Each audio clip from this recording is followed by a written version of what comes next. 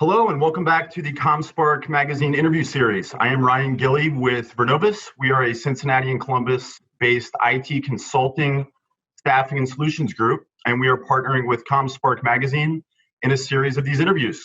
Today we have the pleasure of speaking with Carla Donev, the Chief Information Security Officer from NiSource. Carla, how are you today? I'm good. Thanks for having me. Thank you for joining us. Absolutely. Well, why don't we start, Carla? Tell us a little bit more about NiSource as an organization. Yeah, so NiSource is a utility in the energy sector that you may have heard of. We service about 4 million gas and electric customers across 6 different states. You may know us by the Columbia Gas brand or the NIPSCO brand in Indiana. We have about 7,500 employees working at NiSource across the company, and we're headquartered out of Maryville, Indiana, but we have a large presence in Columbus, Ohio, as well, where my office is. Gotcha. And so, with information security and technology, what are your primary responsibilities and areas as part of the organization? Yeah, so I have a lot of responsibilities. Sometimes I think I have too much, but I have the traditional cybersecurity space, and that's the piece that everyone is pretty familiar with, and that's truly monitoring the threats and the actors that are attempting to get into our organization, teaching security awareness to individuals across the company. So there's a lot that goes on in that space. I also have IT risk management, and that's a fairly new organization within the NiSource company. We actually monitor the risk that are coming into NiSource from an IT perspective, and what are we doing to mitigate and remediate those risks. Also have IT compliance. That has a wide variety of items in it from the controls perspective. It has the Sarbanes-Oxley work. It has the payment card industry, PCI credit cards, and anything else that is compliance from a state perspective within our industry. And then I also have identity and access management, which is our user access, how you get in and out of the systems within our environment, and our single sign-on capabilities, and all of our remote access approvals through VPN and those type of activities. How big is the team? Hopefully big. When I started at NiSource, there was 13 people, and we've grown that team. Now we're a total of 38. And, it's a lot of work, and the 38 people, we could probably double that, but they do a great job. And, we are always looking for good talent. Gotcha. With that being said, how do you appeal to talent? It looks like you're potentially remote right now. Is remote and culture, how is it that you're bringing on talent and more importantly, retaining your best people? It's been hard. This whole remote environment has been difficult, but most of our company is remote, and we will be through most of next year. And so we are doing a lot to try to keep connected as a team. We have weekly meetings together. A lot of the individual teams that are under me, they're doing coffee chats. We're using a lot of technologies to communicate. Slack and the same time. Instant messaging, and lots of calls. And we are using all video calls now. So WebEx has become a big friend of ours, and being able to virtually see each other.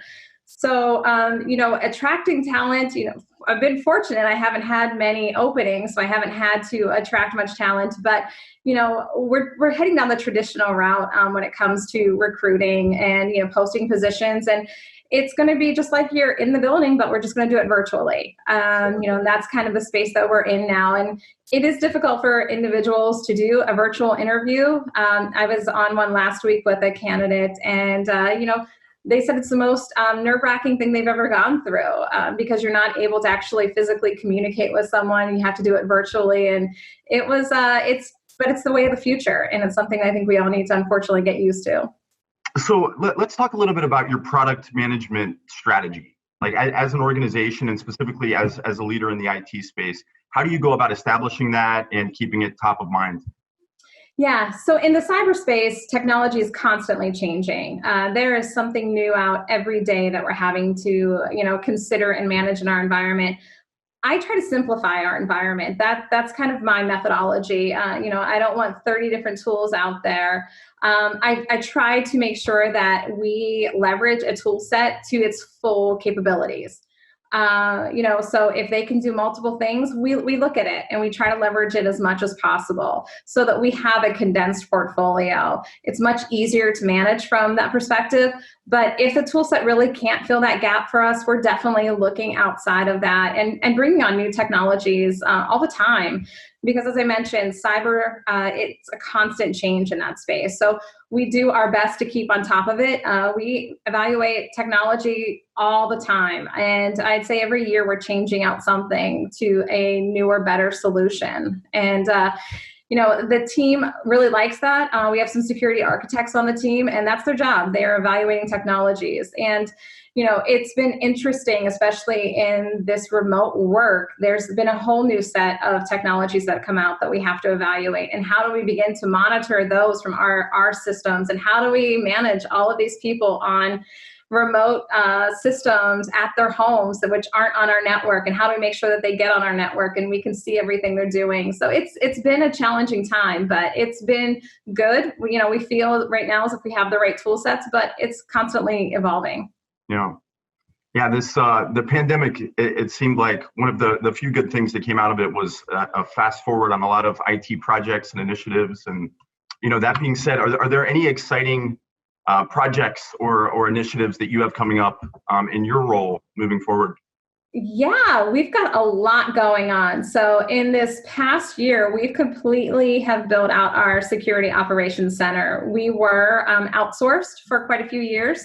And in the past year, we've brought all of that in-house. And so hence the reason why we've added so many individuals to the team. So we've built that out. We have a fully running SOC now with all the technology behind it. So that has been really a long but fun journey, and it's great to actually see what we're able to do with all of the talent that we have and building out those capabilities and the people. I think that's something that we've really been engaged with. The other big thing is identity access management. We went live over the weekend with part of our new platform. We had an older legacy environment, and so we bought all new technology in that space, and part of it went live over the weekend, and the rest of it will go live by the first week of December.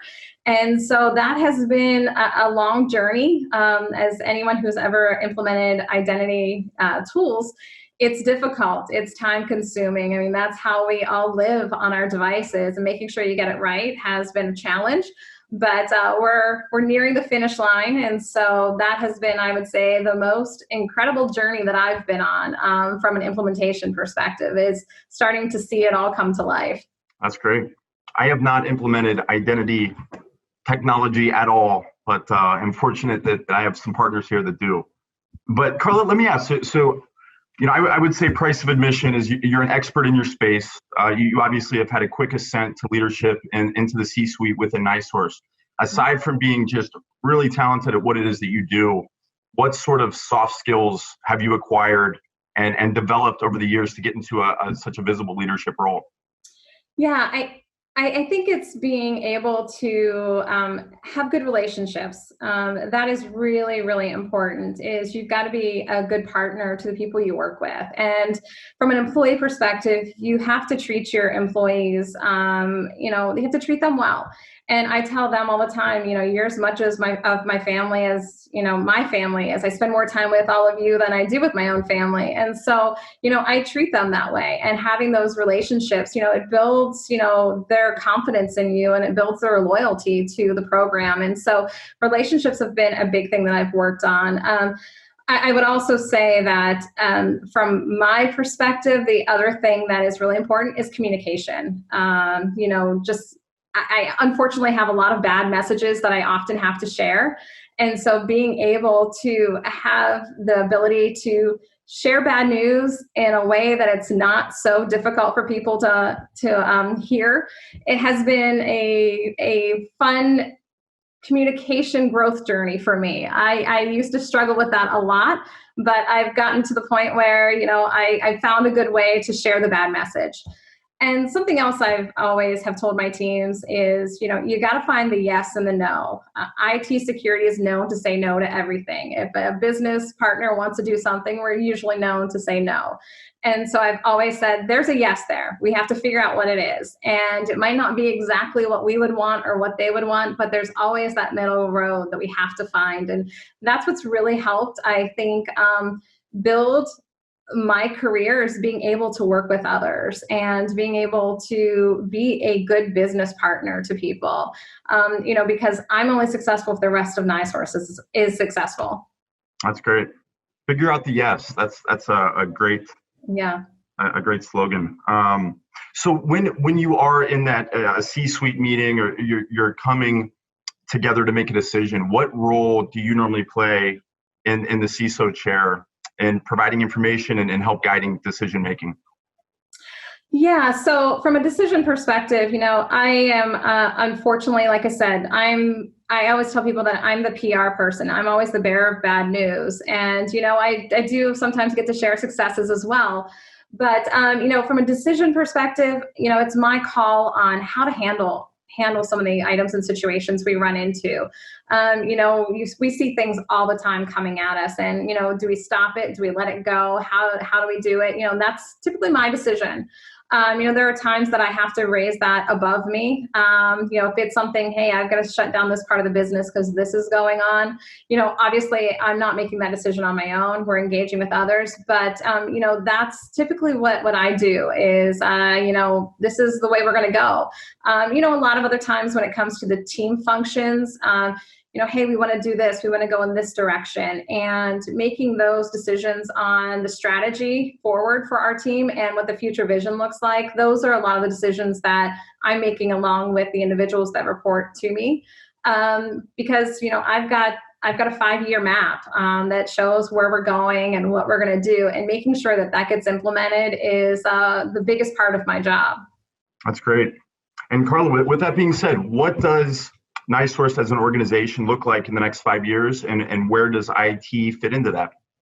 Yeah, so NiSource is on a really exciting journey right now. We've released a program called NiSource Next, and it is truly helping us get to a point where we are able to make long-term initiatives, try to build some efficiencies into the company, truly going through a modernization of the organization. And it's a really exciting time. We've got a lot of new items coming on board. We've got a lot of, people taking on new opportunities and new roles. And so there's a lot happening at NiSource right now.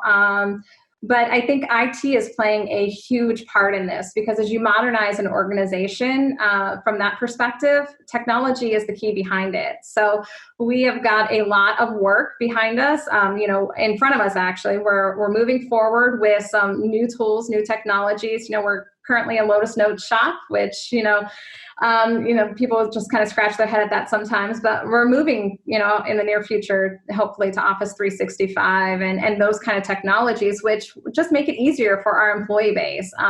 We want to bring efficiency to people. We want them to be able to do their jobs easier and in a more effective way.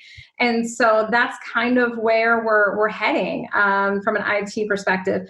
My job in all of that is making sure that as all this new technology rolls out, it's implemented in a way that is compliant from an IT perspective, and that it's secure, that we're putting it out there to where there are no backdoor entryways in, that people don't have more access than what they typically need. So we've got a lot of folks who are getting involved in that space and helping, roll out all of this new technology across the board for the company. That's great. Oh, that's exciting stuff. It is. It's truly a transformation of the organization, and it's one that, everyone is excited about. And change is hard. Change is really hard. And, but we are all on board and ready to see where it takes us. That's great. Well, Carla, let me end with this. If I'm an IT professional starting my career, ready to rock and roll, and I'm remote, and I don't know what the future holds, but I know that I want to climb the corporate ladder or be in a bigger role, what advice would you have to someone just has the education but is just getting going during this time? Yeah, I would say put yourself out there. I think a lot of times people are hesitant to think that they can do something, and you've got to try. You just have to put yourself out there, and if there's a role out there you want, apply for it. No one's telling you no, and it never hurts. I have a finance and accounting background. That's what my degree is in. And over time I've gotten into IT. And so I always joke with people that I'm the almighty accountant leading, cybersecurity. But I put myself out there. It wasn't an area that I had experience in, but well over 10 years ago, someone said, "Hey, are you interested in security?" And I said, "Why not?" And I took a shot at it, and it's worked for me. And I have found my passion. I love my job, and I love what I do. And that's the only way that you're going to find that role is if you just try something that you want to do. Don't be afraid. And when it comes to talent, it's all about fit. It's all about fit for you, and it's fit for the company. I hire people that are based on who they are and how they will integrate and work with the team, and just how they are as a person. I can teach you all the technology in the world, but I can't teach you to be a good team member. And so I really look for who's the fit for the team and how is the team going to engage with them. And that's what is important to me. I just want people to get together and to form this team that can go out and do anything. And that's why I'm excited about the team that I have now. Is they're all great fits together, and they're just doing incredible things. And just go for it, find the right fit for you, and see what happens. Great advice, Carla. You seem like a great leader and a great champion in the IT space, both Columbus and just overall. So I appreciate your time today. On behalf of both Vernovus and ComSpark Magazine, I'd like to thank you for joining us. And please visit comspark.tech for additional interviews with IT leaders in the region. Thanks again, Carla. You're welcome. Thanks for having me. Appreciate it.